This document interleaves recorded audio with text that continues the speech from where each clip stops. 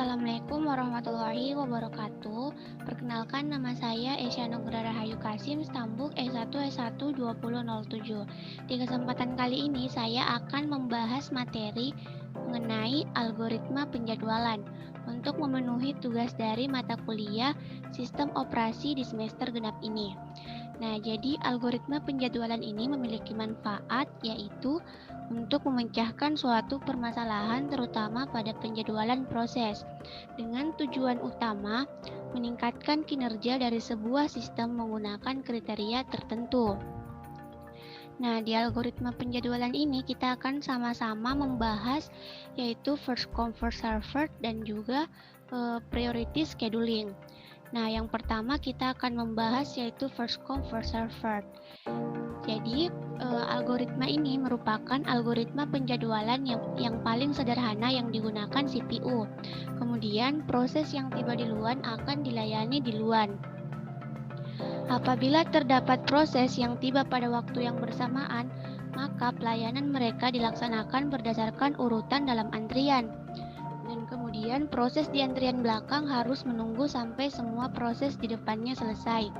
Jadi di algoritma FCFS ini menggunakan antrian, di mana yang antri duluan maka dia akan dilayani di luar. Kemudian algoritma ini memiliki kelemahan, yaitu yang pertama waiting time rata-ratanya itu cukup lama. Kemudian terjadinya konvoy efek, yaitu proses-proses menunggu lama untuk menunggu satu proses besar yang sedang dieksekusi oleh CPU. Seperti yang saya katakan tadi bahwa di algoritma ini menerapkan sistem antrian. Jadi berapapun arrival time-nya ataupun berapapun besar dari burst time-nya, jika dia datang di belakang, maka dia harus menunggu semua proses di depannya itu selesai terlebih dahulu. Kemudian dia akan diproses setelah proses yang di depannya itu selesai. Nah, di sini kita bisa melihat contohnya. Nah, seperti yang saya katakan tadi bahwa first come first served ini proses yang datang pertama dilayani terlebih dahulu, tidak peduli apakah burst time-nya itu panjang atau pendek ya teman-teman. Nah, di sini kita bisa melihat contohnya. Berikut ini terdapat proses pada sebuah CPU dengan arrival time dan burst time-nya masing-masing. Nah, di sini kita diminta untuk menggambarkan Gantt chart-nya ya teman-teman, dan kita juga diminta untuk menentukan AWT-nya. Nah, di sini bisa kita sama-sama melihat. Di sini dia memiliki proses ada 5 ya, di mana P1 arrival time-nya 0, kemudian burst time-nya 12, P2 arrival time-nya 2, burst time-nya 8, P3 arrival time-nya 3 dan burst time-nya 5, P4 arrival time-nya 5 dan burst time-nya 2, dan yang terakhir adalah P5 arrival time-nya 9 dan burst time-nya 1 ya teman-teman.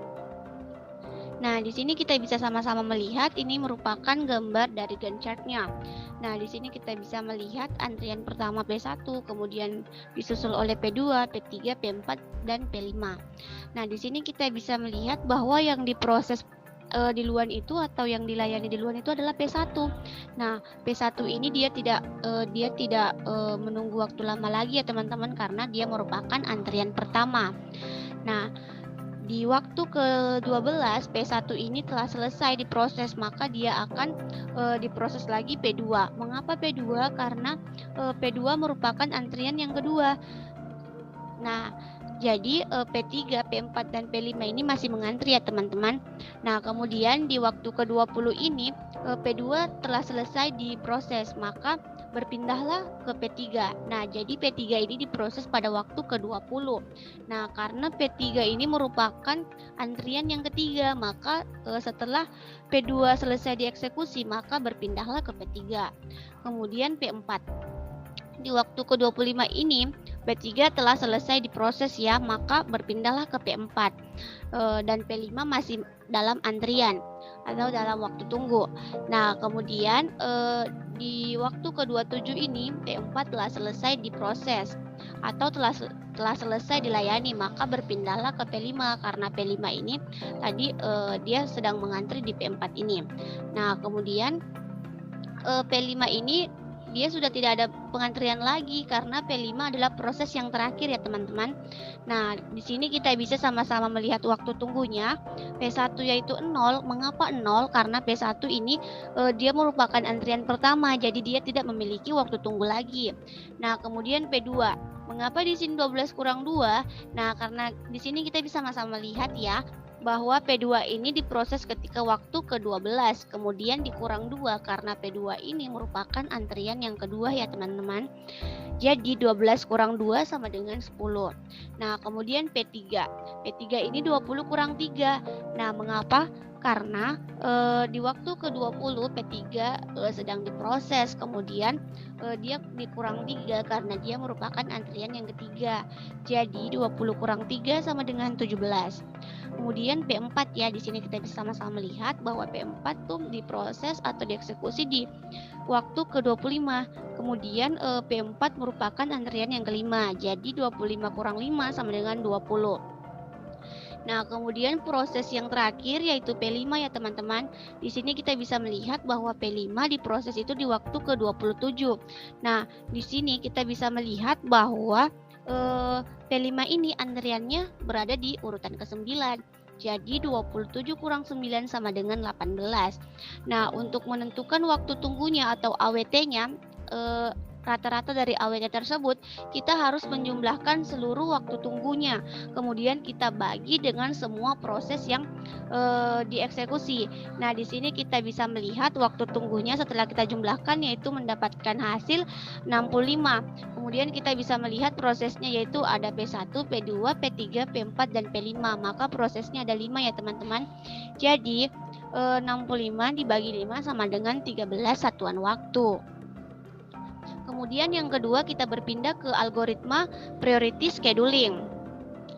Nah, jadi algoritma ini merupakan algoritma penjadwalan yang mendahulukan proses yang memiliki prioritas tertinggi ya. Setiap proses memiliki prioritasnya masing-masing. Nah, priority scheduling ini memiliki suatu proses dan dapat ditentukan melalui beberapa karakteristik, antara lain time limit, kemudian memory requirement, akses file, perbandingan antara masukan atau keluaran burst dengan CPU burst, kemudian yang terakhir yaitu tingkat kepentingan proses. Nah, priority scheduling ini terbagi menjadi dua macam, yaitu preemptive dan non-preemptive. Jadi preemptive ini adalah jika ada suatu proses yang baru datang memiliki prioritas yang lebih tinggi daripada daripada proses yang sedang dijalankannya, maka proses yang sedang berjalan itu dihentikan ya.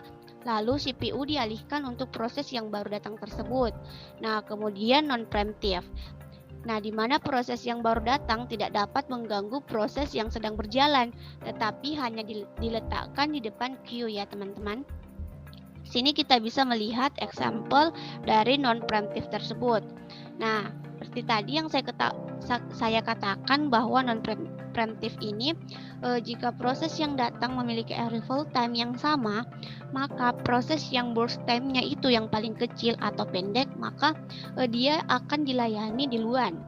Di sini kita diminta untuk menggambarkan Gantt chart dan menentukan AWT-nya ya teman-teman. Di sini kita bisa melihat bahwa prosesnya ada 5, yaitu P1, P2, P3, P4, dan P5, di mana P1 memiliki arrival time 0 dan burst time 12, P2 arrival time 2 dan burst time 8, P3 arrival time 3, burst time 5, P4 arrival time 5, burst time 2, dan yang terakhir proses P5, arrival time-nya 9 dan burst time-nya 1. Nah, di sini kita bisa sama-sama melihat ya teman-teman. Di sini ada P1, P2, P3, P4, kemudian ada juga P5. Di mana P1 merupakan antrian pertama, disusul oleh P2 dan P3, P4, kemudian yang terakhir yaitu P5. Nah, di sini kita bisa melihat bahwa yang diproses pertama kali yaitu adalah P1 ya teman-teman. Nah, P1 ini. Kemudian di waktu ke-12 ini P1 telah selesai diproses, maka dia akan berpindah ke P2. Nah, di P2 ini ada antrian P2, P3, P4, dan P5. Nah, seperti yang saya katakan tadi, di mana di aturannya yaitu kalau non preemptif itu burst time-nya yang kecil itu dia akan dilayani duluan. Di sini kita bisa melihat P2 burst time-nya 8, kemudian P3 burst time-nya 5, P4 burst time-nya 2, dan P5 burst time-nya 1. Nah, jadi yang diproses atau yang dilayani terlebih dahulu yaitu yang memiliki burst time terpendek atau terkecil. Maka yang dilayani yaitu P5 ya teman-teman. Nah, kemudian di waktu ke-13 ini P5 telah selesai diproses, maka yang mengantri itu ada P2, P3, dan P4. P5 sudah tidak mengantri lagi karena dia sudah diproses ya teman-teman. Nah, kita kembali melihat burst time-nya, di mana P2 burst time-nya 8, kemudian P3 burst time-nya 5, dan P4 burst time-nya 2 ya. Nah, di sini otomatis yang akan diproses terlebih dahulu adalah P2 karena dia memiliki burst time terpendek ya. Nah, kemudian di waktu ke-15 ini P2 telah selesai diproses atau telah selesai dilayani. Maka dia akan mengantri lagi yaitu P2 dan P3. P4 sudah tidak mengantri karena dia telah selesai dilayani ya. Nah, di sini kita kembali melihat bahwa P2 yaitu burst time-nya 8, kemudian P3 itu burst time-nya 5, maka yang akan dilayani duluan yaitu P5. Nah, kemudian di waktu ke-20 maka yang akan dilayani itu P3 ya teman-teman. Nah, kemudian di waktu ke-20 ini P3 ini telah selesai diproses. Nah, jadi tinggal P2 saja. Nah, di sini karena sudah tidak ada antrian lagi, kita tidak bisa membandingkan burst time-nya, maka P2 langsung diproses ya teman-teman.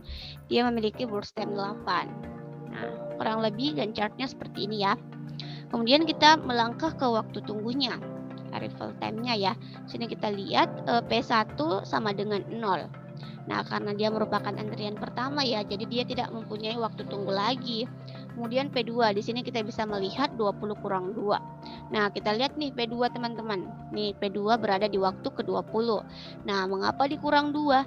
Karena dia merupakan antrian kedua. Nah, jadi 20 kurang 8 sama dengan 18. Kemudian kita melangkah ke P3 ya. Nah, P3 ini diproses di waktu ke-15. Di sini kita bisa melihat, nah, nih P3. Nah, dia dikurang 3 karena dia merupakan antrian ketiga. Maka 15 kurang 3 sama dengan 12. Kemudian kita ke P4, dia diproses di waktu ke-13. Nah, di sini ya teman-teman. Kita melihat bahwa P4 ini diproses di waktu ke-13 dan kemudian dikurang 5 karena dia merupakan antrian yang kelima. Jadi 13 kurang 5 sama dengan 8. Kemudian yang terakhir itu adalah P5. Dia diproses di waktu ke-12 ya. Nih, P5 ini diproses di waktu ke-12. Kemudian dia dikurang 9 ya teman-teman, karena dia merupakan antrian yang ke-9. Maka 12 kurang 9 sama dengan 3. Nah, untuk menentukan AWT-nya, rata-rata dari waktu tunggunya tadi, maka waktu tunggu ini kita jumlahkan semua. Setelah kita menjumlahkan 0, 18, 12, 8, dan 3, maka kita akan mendapatkan hasil 41. Nah, kemudian 41 ini kita bagi dari proses yang terjadi. Nah, di sini kita bisa melihat prosesnya yaitu P1, P2, P3, P4, dan P5. Di sini ada 5 proses ya teman-teman. Jadi langsung saja untuk menentukan AWT-nya, 41 ini kita bagi dengan 5. Maka kita akan mendapatkan hasil yaitu 8,2 satuan waktu ya. Nah, kemudian yang terakhir kita akan membahas yaitu contoh preemptif. Nah, di sini kita bisa melihat, nah di sini preemptif ini dikatakan bahwa jika suatu proses sedang dikerjakan, kemudian ada proses lain yang datang di mana burst time-nya itu lebih kecil dari sisa waktu proses yang sedang dijalankan. Maka proses lain ini akan dikerjakan dulu dan sisa proses tadi dikembalikan ke ready queue atau RQ ya teman-teman. Nah, di sini kita diminta untuk menggambarkan Gantt chart-nya, kemudian menentukan AWT-nya dari proses ini tadi menggunakan algoritma preemptif.